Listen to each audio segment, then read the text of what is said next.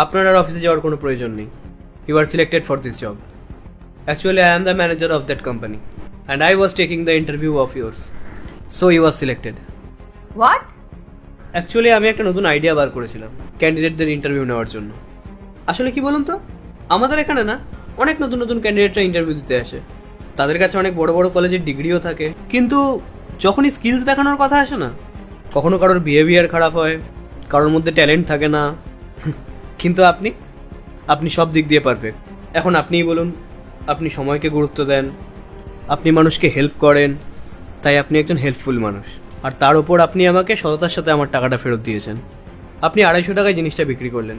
আপনি চাইলে এই 40 টাকা আপনি আপনার কাছে রেখে দিতেই পারতেন, কিন্তু আপনি সেটা করেননি। আপনি আমাকে টাকাটা ফেরত দিয়ে দিলেন। আপনি কোনো ফ্রড করেননি। আর তারপর আসে আপনি যেখানে কাজ করতে যাবেন সেই জায়গার কথা, সেই জায়গার সম্বন্ধে আপনার পার্সপেক্টিভ কেমন।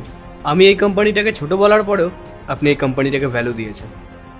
আমার এটা থেকে খুব ভালো লাগলো যে আপনি একদমই জাজমেন্টাল না।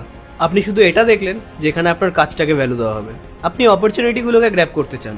অ্যান্ড দ্য লাস্ট থিং, আপনার মার্কেটিং স্ট্র্যাটেজি।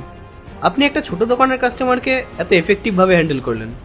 আমি তো এটাই ভাবছি আপনি যখন আমার কোম্পানিতে জয়েন করবেন তখন আপনি বড় বড় ডিলগুলোকে কীভাবে হ্যান্ডেল করবেন এবং আপনি আমাদের কোম্পানিতে কত বেটারভাবে পারফর্ম করতে পারবেন। সত্যি কথা বলতে আমাদের আপনার মতনই ক্যান্ডিডেটস দরকার, যে শুধু কোম্পানির পারফরমেন্সের দিকে মন দেবে অ্যান্ড কোম্পানির গ্রোথের দিকে লক্ষ্য দেবে। Thank you so much sir.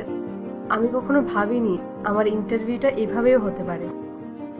So, Miss Megla, welcome to the company. So, we will meet tomorrow 11 a.m. sharp. Okay sir, 11 AM sharp.